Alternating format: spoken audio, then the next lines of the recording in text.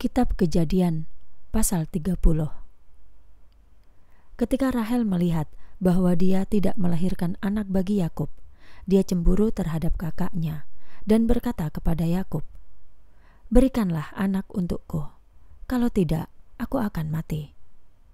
Lalu kemarahan Yakub menyala terhadap Rahel sehingga dia berkata, "Apa aku ini pengganti Allah yang telah menghalangi benih dari kandunganmu?" Rahel berkata, "Ini Bilha, hambaku, bersetubuhlah dengannya supaya dia dapat melahirkan anak di pangkuanku. Dengan begitu, aku juga mendapatkan anak melaluinya." Jadi Rahel memberikan Bilha kepada Yakub untuk menjadi istrinya, dan Yakub bersetubuh dengannya. Lalu Bilha mengandung dan melahirkan anak laki-laki bagi Yakub. Rahel berkata, "Allah telah memutuskan bagiku dan telah mendengar suaraku juga, dan dia memberiku anak laki-laki." Karena itu dia menamainya Dan. Bilha, hamba perempuan Rahel, mengandung lagi dan melahirkan anak laki-laki yang kedua bagi Yakub. Rahel berkata, "Dengan pergumulan yang sangat hebat aku telah bergumul dengan kakakku, dan aku dimampukan." Jadi dia menamainya Naftali. Ketika Lea menyadari bahwa dia telah berhenti melahirkan, dia mengambil Zilpa hambanya dan memberikannya kepada Yakub sebagai istrinya.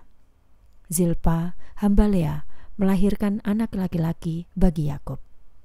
Lea berkata, "Betapa beruntungnya." Jadi dia menamainya Gad.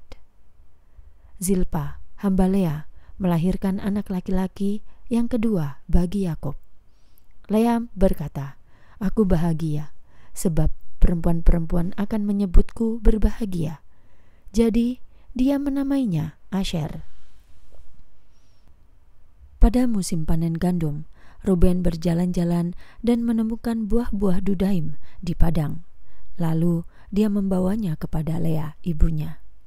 Kemudian Rahel berkata kepada Lea, "Aku mohon, berikanlah beberapa dudaim anakmu itu kepadaku."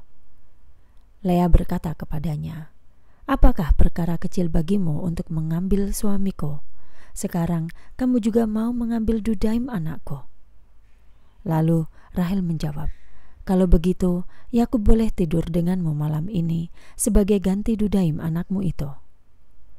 Ketika Yakub pulang dari ladang pada sore hari itu, Lea keluar untuk menyambutnya dan berkata, "Kamu harus datang kepadaku, karena aku sudah menyewamu dengan dudaim anakku."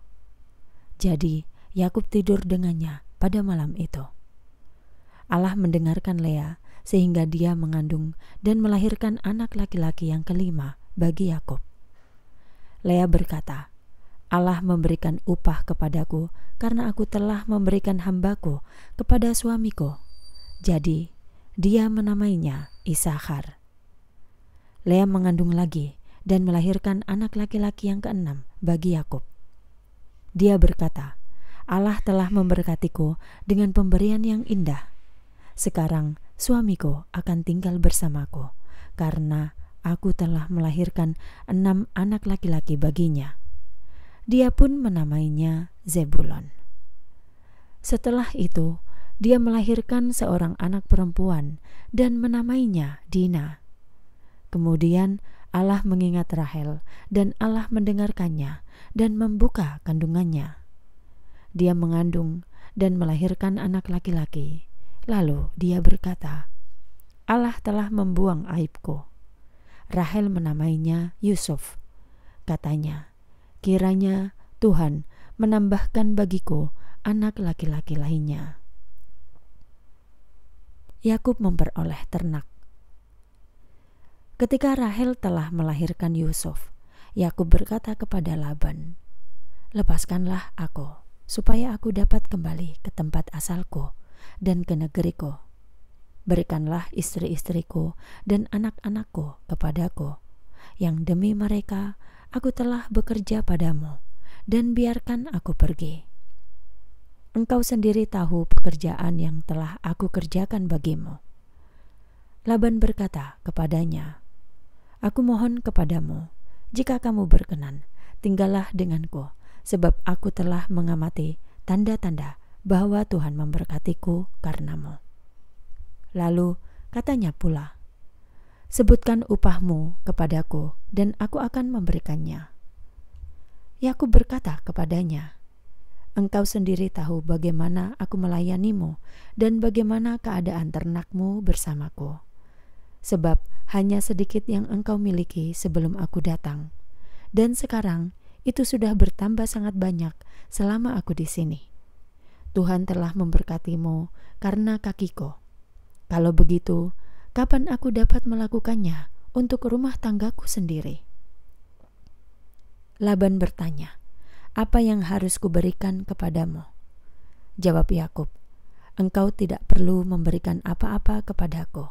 Aku akan kembali menggembalakan dan menjaga kawanan kambing dombamu, jika engkau mau melakukan hal ini kepadaku. Hari ini, izinkan aku berjalan di antara kawanan kambing dombamu untuk memisahkan dari situ setiap domba yang berbintik-bintik dan bertutul, dan setiap anak domba yang berwarna gelap, dan setiap kambing yang bertutul atau berbintik-bintik. Itulah yang akan menjadi upahku. Kelak kebenaranku itu menjadi saksi bagiku ketika engkau datang untuk memeriksa upahku. Semua yang tidak berbintik-bintik atau bertutul di antara kambing-kambing itu, dan yang tidak berwarna gelap di antara domba-domba itu akan diperhitungkan sebagai curianku." Laban menjawab, "Baiklah, jadilah seperti yang kau katakan itu." Namun pada hari itu dia memisahkan kambing-kambing jantan yang bergaris-garis dan bertutul, dan semua kambing betina yang berbintik-bintik dan bertutul, semua yang ada warna putih pada badannya. Dia juga memisahkan semua domba yang berwarna gelap. Lalu Laban menyerahkannya ke tangan anak-anaknya.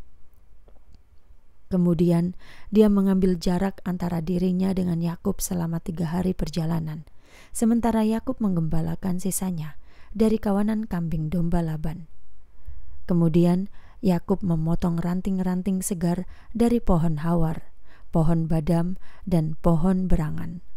Lalu dia mengupas belang-belang putihnya, sehingga terlihatlah warna putih pada ranting-ranting itu. Dia meletakkan ranting-ranting yang telah dikupasnya di depan kawanan kambing domba itu, di palungan-palungan, di penampungan-penampungan air, tempat kawanan itu datang untuk minum. Biasanya mereka saling kawin ketika mereka datang untuk minum. Ketika kawanan itu kawin di depan ranting-ranting itu, kawanan itu melahirkan yang bergaris-garis, berbintik-bintik, dan bertutul.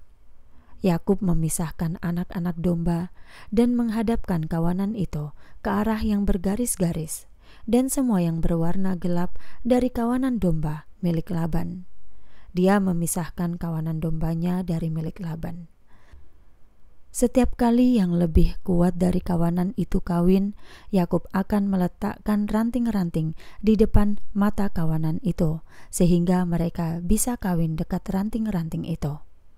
Namun dia tidak meletakkannya di depan kawanan yang lemah. Karena itu yang lemah adalah milik Laban, sedangkan yang kuat adalah milik Yakub. Dengan demikian Yakub bertambah kaya raya. Dia mempunyai banyak sekali kawanan kambing domba, hamba laki-laki dan hamba perempuan, unta dan keledai.